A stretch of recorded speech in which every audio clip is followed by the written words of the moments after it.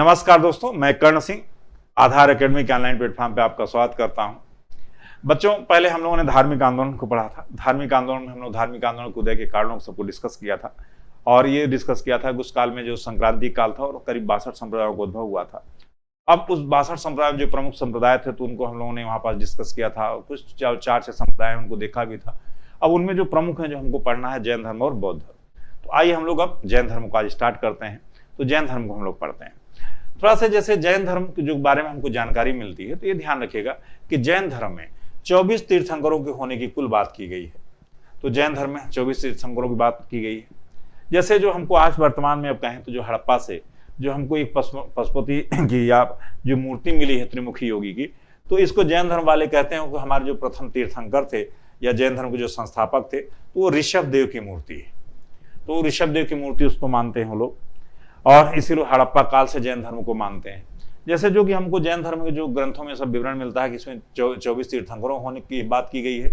दूसरा, इसमें जो प्रथम तीर्थंकर थे या जो जैन धर्म के संस्थापक मानते हैं तो ऋषभ देव को मानते हैं। अब ये ध्यान रखिएगा, मान लीजिए हमको संस्थापक पूछा जाता तब तो हम जैन धर्म का संस्थापक ऋषभ देव को कहेंगे, लेकिन मान लीजिए इसका वास्तविक संस्थापक कहा जाएगा तो किसको कहते हैं? हम लोग महावीर स्वामी को कहते हैं। अब इनके ऋषभ देव के बारे में जैसे हमको मान लीजिए जो जैन धर्म के पूरे जो 24वें तीर्थंकर और अंतिम तीर्थंकर थे कौन? तो महावीर स्वामी। और इन्हीं को हम लोग वास्तविक संस्थापक कहते हैं, क्योंकि जैन धर्म का व्यापक जो प्रचार प्रसार किया, जो जैन धर्म के नाम से किया, तो महावीर स्वामी साहब ने किया। इसके पहले इसका क्या नाम था? तो जिन धर्म नाम था। जैसे जैन धर्म के जो 23वें तीर्थंकर थे पार्श्वनाथ साहब के बारे में हम लोगों को जो विवरण मिलता है, इनके बारे में पूरा ऐतिहासिकता कहा जाए, ये ऐतिहासिक विवरण तो 2 लोगों के बारे में, पार्श्वनाथ और महावीर स्वामी के बारे में हमको पूरा ऐतिहासिक विवरण प्राप्त होता है। पार्श्वनाथ जो थे बनास के राजा अश्वसेन के पुत्र थे और पार्श्वनाथ ने 30 वर्ष की अवस्था में इन्होंने गृह त्याग करके सन्यासी बन गए थे और फिर उन्होंने घोर तपस्या की। कितने दिन? 84 दिन। और 84 दिन इनको घोर तपस्या करने के बाद ही बच्चों पार्श्वनाथ साहब को फिर कैवल्य की यानी ज्ञान की प्राप्ति हुई। तो इनको कैवल्य की प्राप्ति कितने दिनों में हुई? तो 84 दिन घोर तपस्या करने के बाद। नेक्स्ट हमको ये याद रखना है कि इन्होंने पूरा कितने साल जिए थे, तो हमको विवरण मिलता है 100 वर्ष। 100 वर्ष की आयु में इन्होंने सम्मेद शिखर जो आज पारसनाथ की पहाड़ी झारखंड में है, तो सम्मेद शिखर पर जाकर के इन्होंने अपने प्राणों का उत्सर्ग किया था, यानी अपने शरीर को त्याग दिया था। इसको जैन धर्म में क्या कहते हैं? प्राणों को उत्सर्ग करने को। तो ये ध्यान रखिएगा, जो काया कलेश द्वारा या शरीर को कष्ट देकर हम जो प्राणों को उत्सर्ग करते हैं, इसको संलेखना कहा जाता है। इन्होंने संलेखना विधि से अपने प्राणों का उत्सर्ग कर दिया था। अब आ जाए जैसे जैन धर्म में जो 24 तीर्थंकर रहे हैं, तो ये ध्यान रखिएगा कि इन 24 तीर्थंकरों में मात्र 2 ही तीर्थंकर हैं जिनको हमको ऐतिहासिक पूरा विवरण प्राप्त होता है। बाकी और तीर्थंकरों के बारे में हमको ऐतिहासिक विवरण प्राप्त नहीं होता है। जैसे 24 तीर्थंकरों मात्र 2 ऐतिहासिक माने जाते हैं। कौन कौन अंतिम 2 तीर्थंकर ऐतिहासिक माने जाते हैं? तो एक तो पार्श्वनाथ और दूसरा महावीर, जिनके बारे में पूरा इतिहास में हमको जानकारी मिलती है। बाकी शेष जो तीर्थंकर हैं, तो ये ध्यान रखिए शेष तीर्थंकरों की ऐतिहासिकता क्या है? तो संदिग्ध है। तो ये ध्यान रखिएगा तो शेष जो 24 तीर्थंकरों में से 22 जो तीर्थंकर हैं उनका ऐतिहासिकता संदिग्ध है।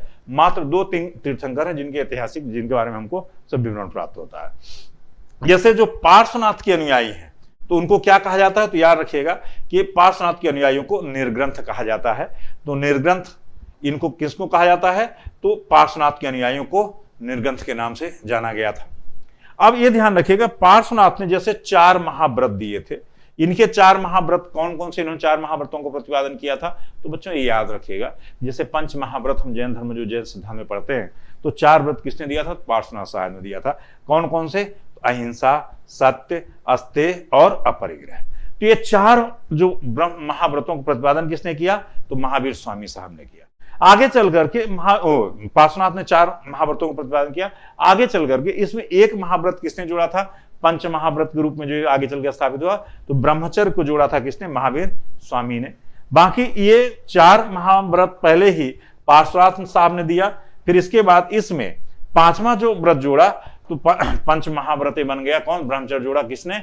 महावीर स्वामी ने। थोड़ा से बच्चों ये ध्यान रखिएगा कि जैसे हमसे जो आजकल प्री में मैच करने के लिए क्वेश्चन देता है, तो मैच करने के लिए क्वेश्चन में हमको कि जो प्रारंभिक पूरे 24 तीर्थंकरों के उनके प्रतीक चिन्ह नहीं पूछता है।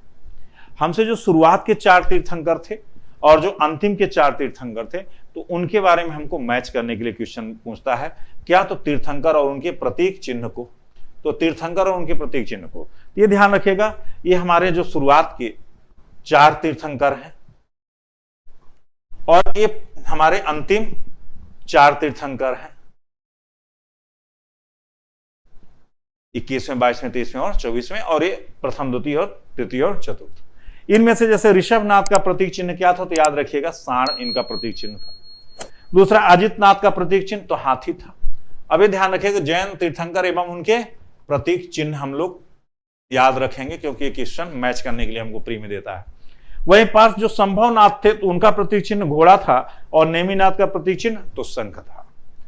नेक्स्ट ध्यान रखिएगा जो मुनि सुब्रत थे उनका प्रतीक चिन्ह कच्छप था और मल्लीनाथ का प्रतीक चिन्ह कलश था।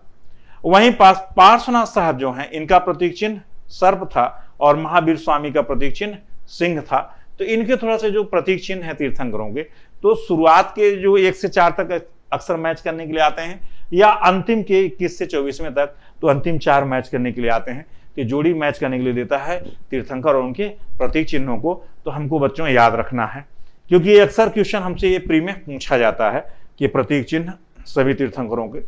नेक्स्ट अब हम लोग, ये तो जैन धर्म का इंट्रोडक्शन था पहले, अब हम लोग आते हैं जैन धर्म के जो वास्तविक संस्थापक थे। तो सबसे पहले महावीर स्वामी की हम लोग बायोग्राफी देखते हैं।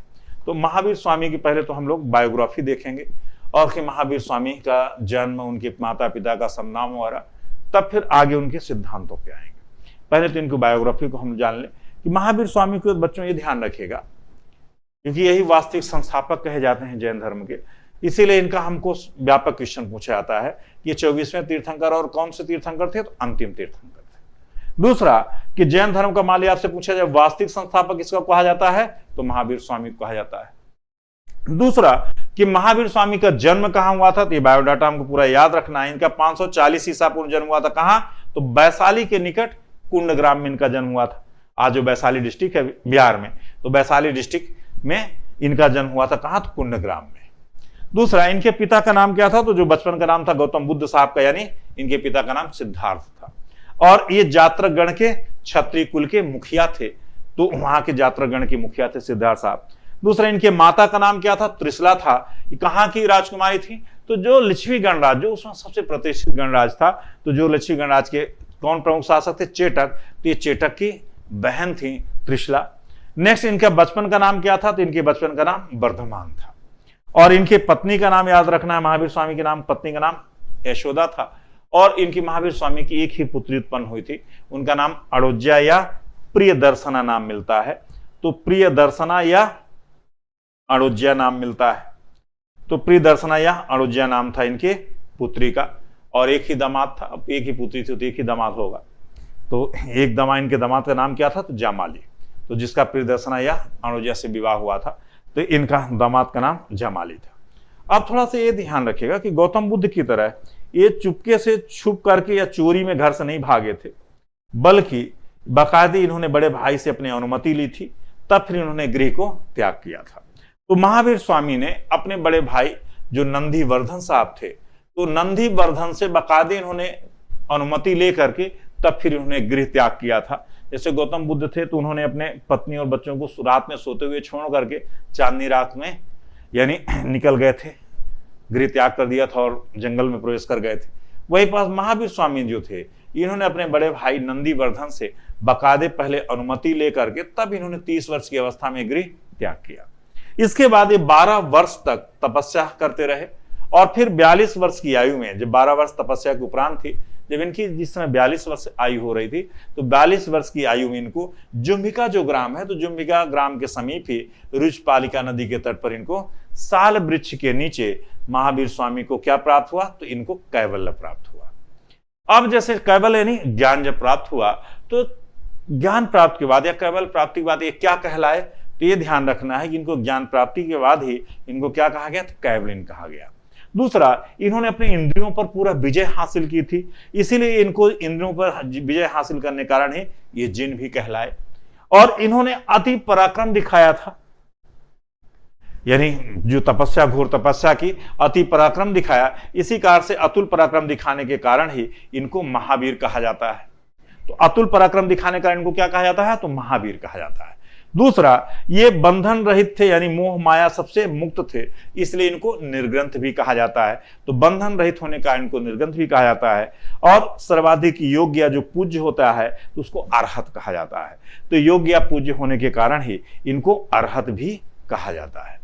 महावीर को ये ध्यान रखिए कि महावीर स्वामी ने 42 वर्ष की आयु में इनको ज्ञान प्राप्त हुआ, तो इनको उसके बाद इन्होंने 30 वर्ष तक कंटिन्यूअस उपदेश दिया, और 30 वर्ष उपदेश देने के बाद इनकी 72 वर्ष की आयु में फिर इनकी मृत्यु हुई। तो महावीर स्वामी की 72 वर्ष की आयु में राजगीर के जो निकट है पावापुरी, तो पावापुरी में इनको निर्माण की प्राप्ति हुई थी। तो ये ध्यान रखिएगा कि इनको 72 वर्ष की आयु में राजगीर के निकट पावापुरी में महावीर स्वामी को निर्माण की प्राप्ति हुई थी, यानी इनकी मृत्यु हुई थी। अब थोड़ा सा जैसे इनको महावीर स्वामी ने जो शिक्षाएं कौन कौन सी दी, तो जैन धर्म की शिक्षा या जैन दर्शन या महावीर स्वामी की शिक्षाएं कौन कौन से रही, उन पर हम लोग आते हैं, उनको हम लोग डिस्कस करते हैं। जैसे जैन धर्म की शिक्षाएं कहा जाए या महावीर स्वामी की शिक्षाएं कहा जाए या आपसे जैन दर्शन कहा जाए, तो उन्हीं की पूरी शिक्षाओं को हम लोग जैन दर्शन या जैन महावीर की शिक्षाएं या इसी को हम लोग जैन दर्शन कहते हैं। जैसे महावीर मुख्य रूप से कहा जाए तो जो पार्श्वनाथ ने पहले जो धार्मिक सिद्धांत दिए थे, तो पार्श्वनाथ के धार्मिक सिद्धांतों को ही इन्होंने महावीर स्वामी ने भी अपनाया, उसमें थोड़ा सा इंक्रीमेंट किया इन्होंने, उसमें थोड़ा सा परिवर्धन किया। और पार्श्वनाथ के जो 4 महाव्रत थे उसी में एक कौन सा महाव्रत जोड़ दिया, तो उसमें एक 5वां महाव्रत इन्होंने ब्रह्मचर्य को जोड़ा। अब पूरे कितने महाव्रत हो गए, तो अब 5 महाव्रत हो गए। कौन कौन से, तो पहला अहिंसा, दूसरा सत्य, और तीसरा अस्तेय, चौथा अपरिग्रह, और 5वां ब्रह्मचर्य। अहिंसा का मतलब हिंसा से दूर रहना, सत्य का मतलब कि सच बोलना यानी झूठ नहीं बोलना, अस्तेय का मतलब चोरी नहीं करना, और अपरिग्रह का मतलब धन का संचय नहीं करना, और ब्रह्मचर्य का मतलब अपने इंद्रियों पर पूरी तरह से नियंत्रण रखना। तो इंद्रियों पर नियंत्रण रखना, तो ये 5वां महाव्रत किसने जोड़ा था, तो महावीर स्वामी ने जोड़ा था। 4 पहले से महाव्रत किसने दिए थे, तो पार्श्वनाथ साहब ने दिए थे। अब थोड़ा सा याद रखिएगा बच्चों कि इनको जैसे जो ये 5 महाव्रत जो दिए गए थे, तो 5 महाव्रत पूरा महावीर स्वामी ने उसमें 5वां व्रत जोड़ करके जो स्थापित किया, इसी को जैन सिद्धांत में या जैन दर्शन में पंच महाव्रत के नाम से जाना जाता है। अब थोड़ा सा ये मान लीजिए आपसे पूछा जाए कि जैन धर्म का इनमें से 5 महाव्रत जो थे, इनमें से सबसे प्रमुख सिद्धांत कौन सा था, तो इनका सबसे प्रमुख सिद्धांत कौन सा था, अहिंसा। तो जैन धर्म का प्रमुख सिद्धांत अहिंसा था। और जैन धर्म जो है ये कर्म और पुनर्जन्म दोनों में विश्वास रखता है। ये ध्यान रखिएगा, जैन धर्म जो है कर्म और पुनर्जन्म में दोनों में विश्वास रखता है, साथ ही आत्मा पर विश्वास रखता है। लेकिन जैसे इन्होंने कर्म फल से छुटकारा पाने के लिए, जीवन में जो हम लोग कर्म करते हैं, तो उन्होंने कर्म करने से छुटकारा पाने के लिए त्रिरत्न का पालन आवश्यक माना था। अब ये जैन धर्म के क्वेश्चन पूछा था, इसमें त्रिरत्न कौन कौन से थे, तो जैन धर्म के त्रिरत्न, पहला सम्यक ज्ञान, दूसरा सम्यक चरित्र, और तीसरा सम्यक आचरण। तो ये जैन धर्म के पूरे त्रिरत्न माने जाते हैं। जैसे पार्श्वनाथ जो थे, तो मान लीजिए आपसे क्वेश्चन एक पूछा जाता है, अक्सर एमपीपीएससी इंटरव्यू वगैरह में या यूपीएससी में पूछा जाता है कि पार्श्वनाथ और महावीर स्वामी में दोनों में मूल विचारों में अंतर क्या था। तो पार्श्वनाथ जो थे ये वस्त्र धारण करने के पक्ष में थे, वहीं महावीर स्वामी जो थे ये पूरी तरह से निर्वस्त्र रहने के पक्ष में या नग्न रहने के पक्ष में थे। तो ये ध्यान रखिएगा, पार्श्वनाथ वस्त्र धारण के समर्थक थे, जबकि महावीर स्वामी पूर्णतया नग्न रहने की बात करते थे। मान लीजिए इनमें पूछा जाता है दोनों में मूल अंतर क्या था, तो मूल अंतर इन दोनों के विचारों में यह था। नेक्स्ट हमको ये याद रखना है कि जैसे जैन धर्म जो था, तो जैन धर्म में जैसे जो ब्रह्मचर्य का पालन करना या ब्रह्मचर्य का पालन करना अत्यंत कठोरता के उसमें सिद्धांत को अपनाया गया था, इसीलिए ब्रह्मचर्य का पालन करना अत्यंत कठोर था। इसके लिए जैन धर्म में ध्यान रखिएगा, इसके लिए मान लें कि किसी इसके अनुशीलन के लिए, यानी अनुशीलन का मतलब होता है जैन धर्म को कि नियमों को पालन करने के क्रम में स्त्रियों को देखने या उनके साथ संसर्ग के बारे में सोचने तक की मनाही थी। मान ली स्त्रियों के साथ संभोग या संसर्ग के बारे में सोचने तक की इसमें मनाही थी। जैसे जैन धर्म क्या है, तो पूरी तरह से ध्यान रखिए अनिश्वरवादी है। जैन धर्म बौद्ध धर्म दोनों ही ईश्वर को नहीं मानते, नहीं तो इनको महावीर स्वामी भगवान कौन मानता। इसीलिए जैन धर्म जो है अनिश्वरवादी है, यानी ये ईश्वर की मानता इस धर्म में नहीं है, ईश्वर को नहीं मानता है। दूसरा, इसीलिए इसको हम लोग क्या कहते हैं जैन धर्म को, तो अनिश्वरवादी कहते हैं। जैन धर्म के जो सिद्धांत को, ये ध्यान रखिए, इसको 2-3 नामों से जाना जाता है जैन धर्म के सिद्धांत को, जो हम लोग मेंस में एकांतवाद या स्यादवाद और सत्वंगी सिद्धांत को हम लोग पढ़ेंगे। तो इसको जैन धर्म के सिद्धांत को अनेकवाद, अनेकांतवाद, स्यादवाद और इसी को सप्तभंगीनय सिद्धांत के नाम से भी जाना जाता है।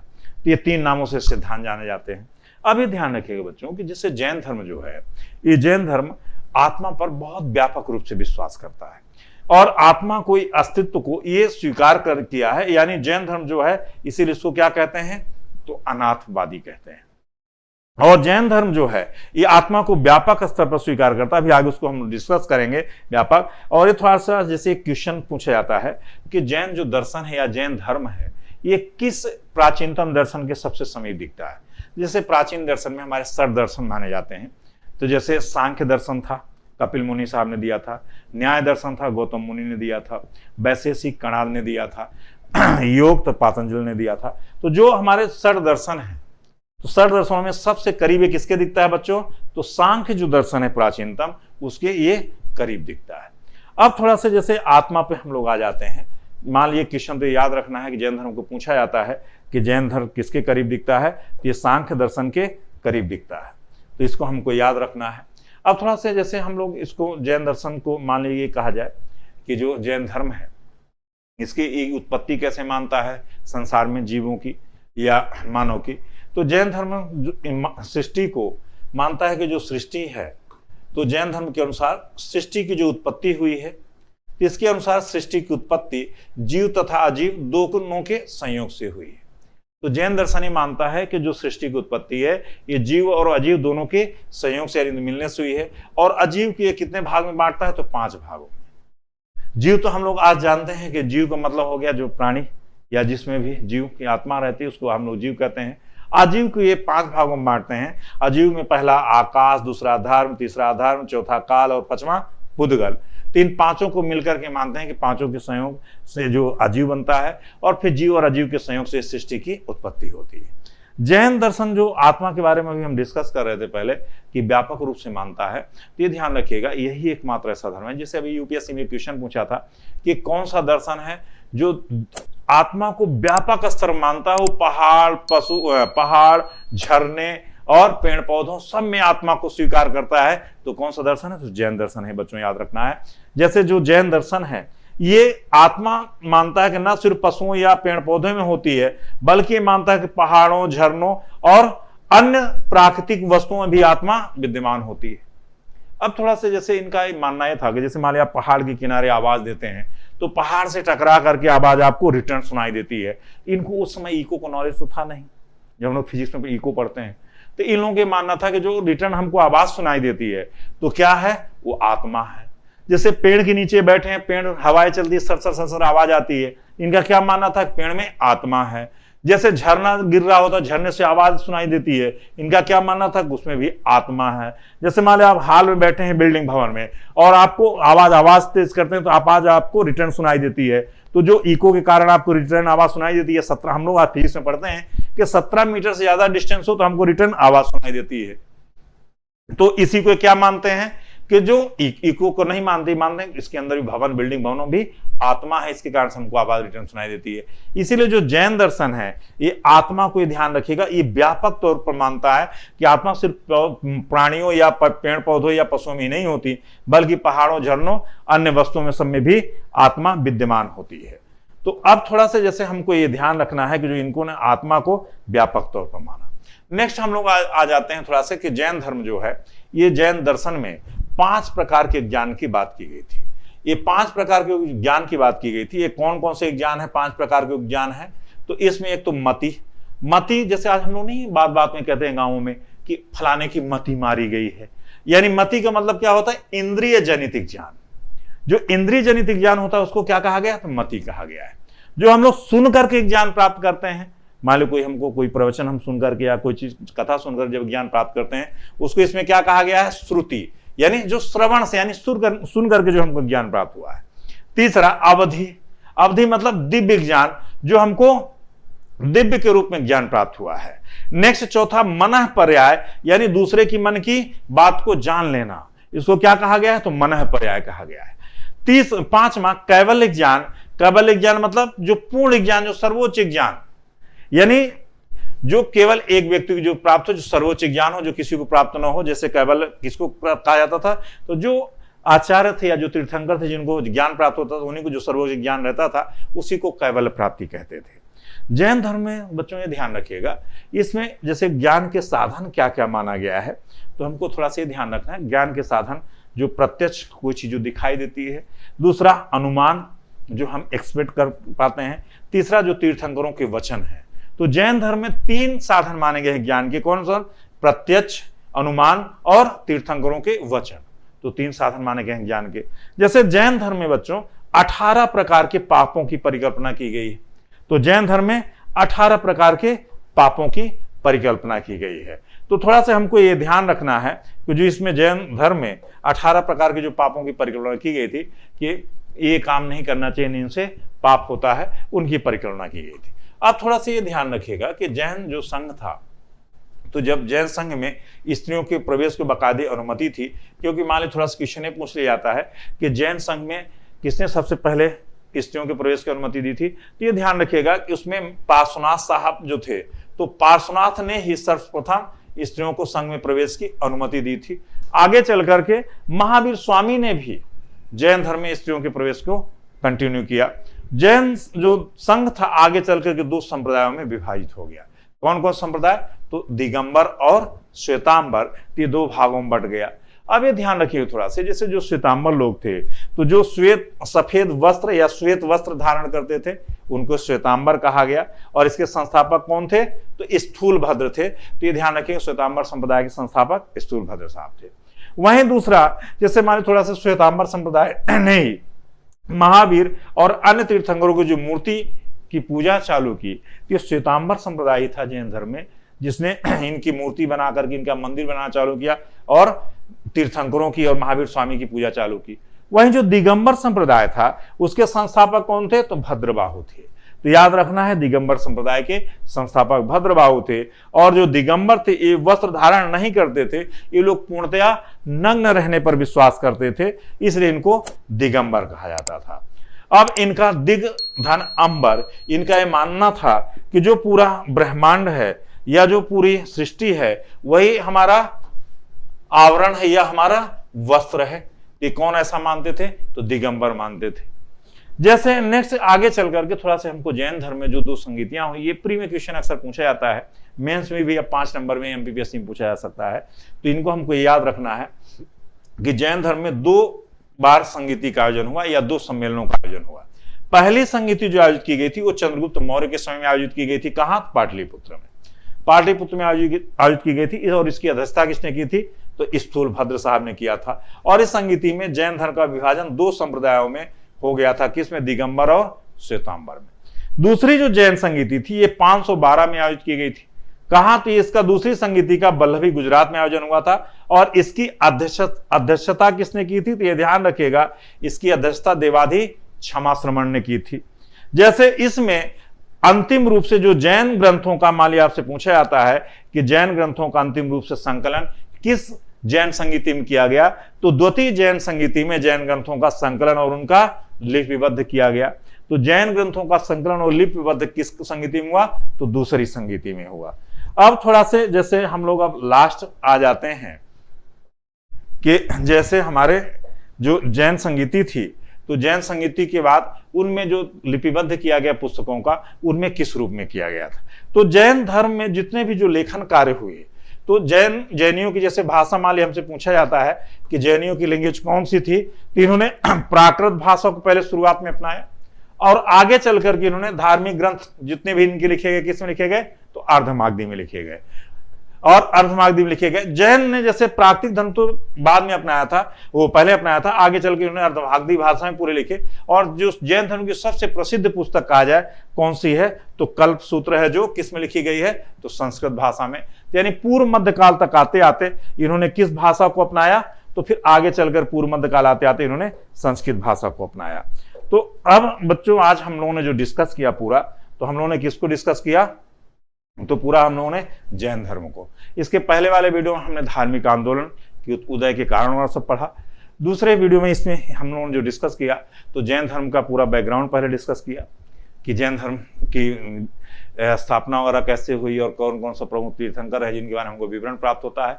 नेक्स्ट फिर हम लोग जैन धर्म को पढ़ा और महावीर स्वामी साहब को, और फिर जैन धर्म की शिक्षाएं, जैन दर्शन को पढ़ा। तो अब ये प्री ओरिएंटेड हम लोगों ने इसमें पूरा डिस्कशन किया है। मेंस के लिए आगे हम लोग अलग से सब चीज पढ़ेंगे। ये प्री ओरिएंटेड हम एक रिवीजन के लिए पूरा ये डिस्कशन कर रहे थे आपसे। अब नेक्स्ट वीडियो में पुनः मिलते हैं हम लोग, बौद्ध धर्म के को डिस्कस फिर आगे करेंगे, फिर कंटिन्यूअस आगे लेक्चरों में करेंगे। तो नेक्स्ट वीडियो में पुनः मिलते हैं बच्चों। धन्यवाद दोस्तों।